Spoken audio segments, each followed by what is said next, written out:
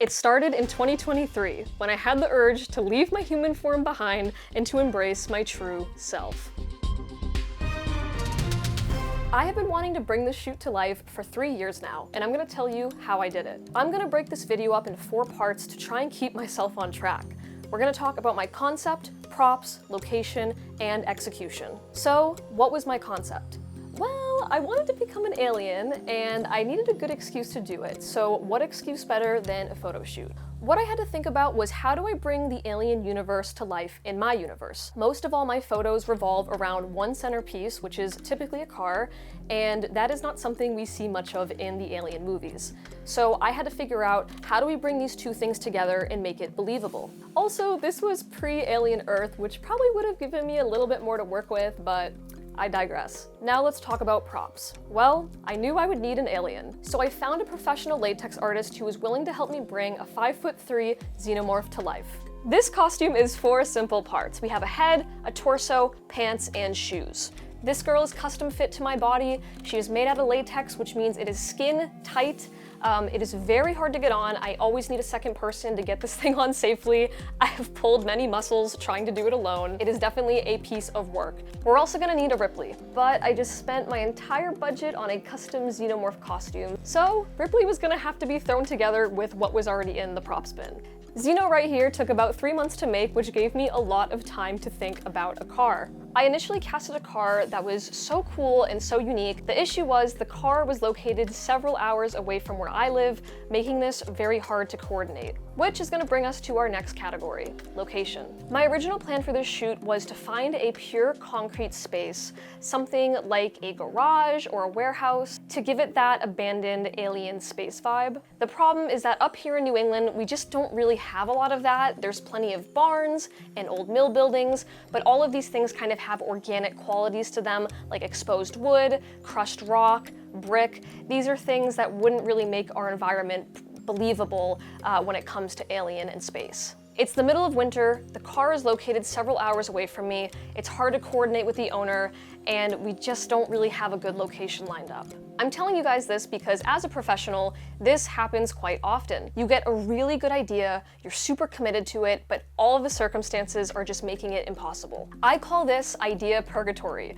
Idea purgatory is where dreams go to die, because you knew exactly what you want and it's becoming impossible to make happen. I have a very expensive xenomorph costume in my house, in my living room, that has been sitting there for 3 months, and I have nothing to show for it. I have to make something. So after months of dwelling on this, I finally did what I didn't want to do, and I took this idea to the studio. It meant that I was losing the initial car I had casted for the shoot. The studio is even further in the opposite direction of where the car lives and where the owner lived, and I knew that in the middle of winter, this just wasn't gonna happen. But by letting go of my initial vision, I knew that taking this project to the studio was going to bring a lot of comfort as well. Firstly, we'd be in a completely controlled environment. This meant that whatever car we were shooting, the weather wasn't going to matter. It also meant that I would have enough outlets and power for all my lights, my camera, my computer. The owner and the assistants who are on set are not gonna be freezing cold outside. There would be a lot of comfortable space to change and get in and out of costumes. So it's just ended up being a better situation for everybody involved.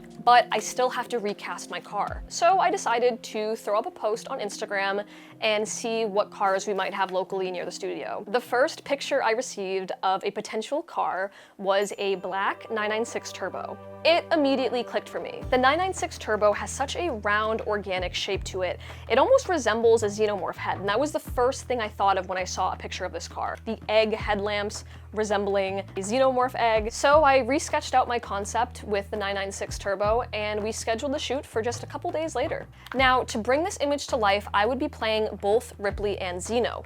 This meant we needed to create a composite. A composite is when you take 2 pictures and you combine them together. So in this case, we'd shoot Zeno once, and we'd shoot Ripley once, and then we'd bring them together after. That means that the tripod sits in the same spot the entire time. It cannot move, it can't even be budged. It has to sit right there. So you're probably wondering, how do I shoot if I'm playing both characters? We get the 996 in and we set it up exactly where we want it to be. Once the car is in place, we can't move it, we can't touch it. If we moved it in the middle of the shoot, it would mess up the composite, so it has to remain right where we put it. Next, we're gonna set up any props and lighting.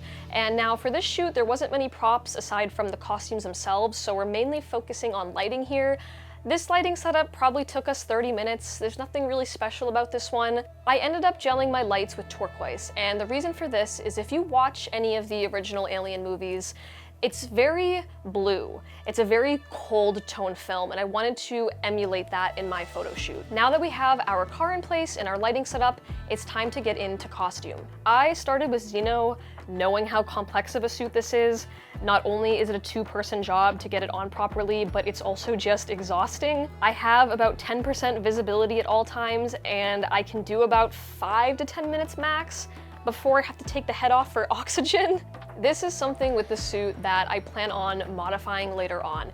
If I ever wanted to take it to a convention or an even less controlled environment, I would definitely have to modify this to give it better breathability. It wasn't a big deal for this shoot because I'd have to take the head off every couple of minutes anyway to see what my picture looks like, so we did what we could. Now, when getting into position, we had to consider how do we create the illusion of Zeno looking big and powerful the same way she would in the movies. So I positioned myself behind the car to get an idea of what it looks like, and it was pretty pathetic looking in the camera.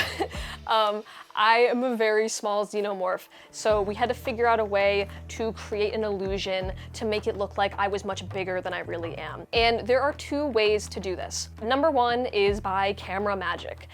If you shoot your picture at a very low angle pointing up, it's gonna create the illusion that the thing that you're photographing is powerful and towering over it. Most of my shoots I do looking down, and what that does is it makes the subjects look very small. This is a really good thing to know with editorial photography. If you're shooting subjects that are very powerful and you want to make them look very big, then shoot them from a lower angle. If you want to make your subject look tiny and maybe not so strong, you shoot them from a higher angle. Just a little tip. The second thing we do is a physical adjustment. What in the studio can I stand on while I'm in this costume that won't break and won't be hard to get on and off of? And so we put about a 3-foot tall Pelican case behind the 996 hidden, which created an even bigger illusion of me being this giant alien monster. We shot with Zeno for about an hour, and by the end of it, I was physically exhausted. I had been standing the whole time, I didn't drink as much water as I should have,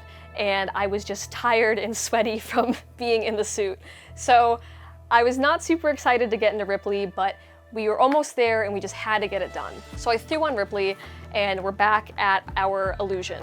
How do we make her look very small in frame? I initially planned on having her standing or kind of crouching and looking around the car, but again, it just didn't look right. We needed to make her small. So what better way to make her small than to have her all crouched up like this with her little flamethrower, looking over her shoulder at Zeno. It just made so much sense to do it this way, and I only had to really pose once until we finally got the shot and we were wrapped. And against all the odds we had going into the shoot, I think it came out really good. So here's the final composited image. Even though this wasn't my initial vision, I think we still did a really good job bringing this to life. Of course, we went through all this work to get this one picture, so it was time to do a few extras of Zeno and Ripley at the end of the day, just to have. The costume is so cool, and while I do love our final result, it doesn't do the costume justice of seeing all the cool intricate parts of it, all like the rib cage and just all the little details on it are so cool. So not only did we get our concept shot, we also got a bunch of extra pictures of Ripley and Zeno, which was a really cool bonus. So I guess until technology improves, I'm stuck in my human form, but I'm gonna keep improving the Zeno costume, and maybe we'll do another shoot with it someday down the line. I had so much fun making this shoot. There's something so awesome about being in a full body costume and fully embracing a character like Xenomorph, and that's what photo making is all about. If you've liked this video, please, please, please leave me feedback. I read through every single comment on my last video, and all of those comments were so motivating and so inspiring, and it really opens up an awesome conversation, and it also helps motivate me to keep making more stuff. So if you like this one, let me know what you thought. My Instagram is Your Friend Sid, my website is Your Friend Sid, and if you're interested in joining my Patreon, there's a free subscription and there's also some paid subscriptions where you get mail every single month, so I will leave that down below as well. Thank you guys so much for the support and for watching.